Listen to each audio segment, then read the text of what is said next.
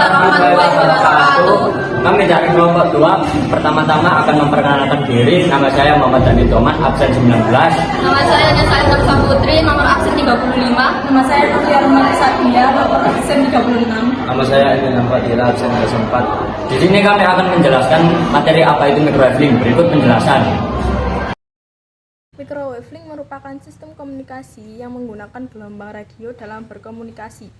Rentang frekuensi gelombang mikro digunakan untuk mengirimkan informasi antara dua lokasi. Microwave link banyak digunakan di dalam industri.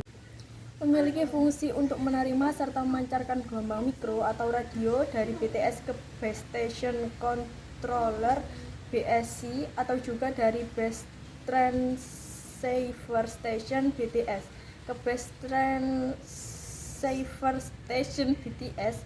Dalam microwave, sistem dibagi menjadi dua bagian, yaitu indoor unit dan outdoor unit. Indoor unit berada di dalam shelter dan outdoor unit itu berada dan melekat pada antena microwave. Cara kerja microwave link. Microwave link bekerja dengan cara mengirimkan sinyal antara dua titik menggunakan gelombang mikrosinyal dikirimkan melalui antena yang terpasang di masing-masing titik sinyal, kemudian diterima oleh antena di titik tujuan dan diubah kembali menjadi data. Teknologi ini sangat efektif dalam mengirimkan data dalam jumlah besar dengan kecepatan tinggi. Komponen microwave link. Indoor unit berfungsi sebagai modulator dan modulator sinyal. Selain itu juga berfungsi sebagai forward error correction (VSC). Indoor unit biasanya diletakkan dalam gedung. Outdoor unit berfungsi untuk melakukan konversi sinyal digital demodulasi yang mempunyai frekuensi dari rendah ke frekuensi tinggi. Daya outdoor unit dicatu dari indoor unit melalui kabel koaksial. Antena berguna untuk mentransfer energi elektromagnetik dari ruang bebas dari ke saluran transmisi dan sebaliknya. Waveguide berguna untuk meminimalisir rendaman, yaitu salah satu kunci dari link. Kelebihan microwave antara lain: 1. Akuisisi antar menara tidak begitu dibutuhkan. 2. Dapat membawa jumlah data yang besar. 3.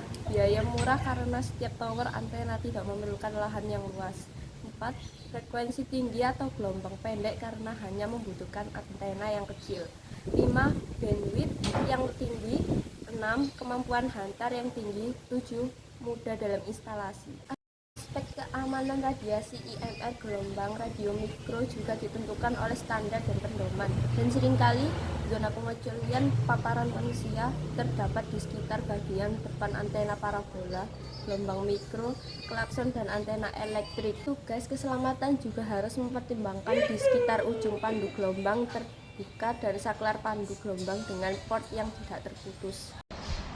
Komponen microwave link menara digunakan untuk menompang microwave antena. Perhitungan dalam jumlah antena dan beban total harus benar agar tidak melampaui kapasitas beban maksimum dari menara. Saluran pada microwave link. Long haul memiliki frekuensi kerja 2-10 GHz dan pada kondisi iklim dan frekuensi yang normal dapat menempuh hingga rentang 45 km sampai 80 km. Frekuensi yang digunakan yaitu 2, 7, dan 10 GHz. Medium haul memiliki frekuensi kerja 11-20 GHz. Panjang hop antara 40 km dan 20 km.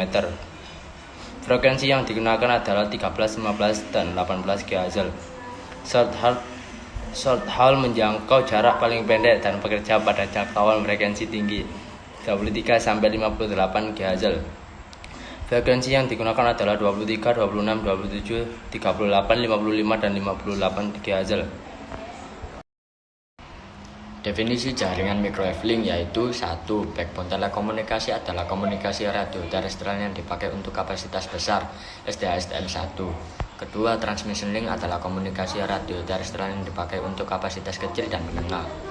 3. Microwave link adalah sistem komunikasi radio titik ke titik melalui gelombang mikro yang antara lain digunakan pada sistem backbone telekomunikasi dan transmission link.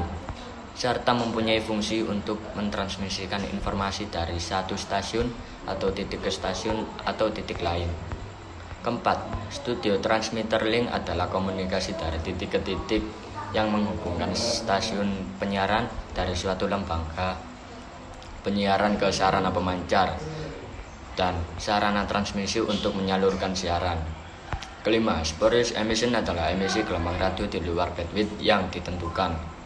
Keenam, merupakan subperangkat radio yang berfungsi untuk memancarkan atau menerima suatu sinyal frekuensi radio. Seperti dalam penyiaran menggunakan tautan gelombang mikro untuk mengirim informasi atau program dari suatu studio ke lokasi pemancar yang bisa jadi jaraknya bermil-mil. Selain itu, dengan teknologi ini penyedia layanan internet nirkabel menggunakan tautan gelombang mikro untuk menyediakan akses internet dengan kecepatan tinggi tanpa menggunakan koneksi kabel. Perusahaan telepon juga menggunakan untuk mentransmisikan panggilan antara pusat switching melalui tautan gelombang mikro. Jika ada salah kata mohon dimaafkan.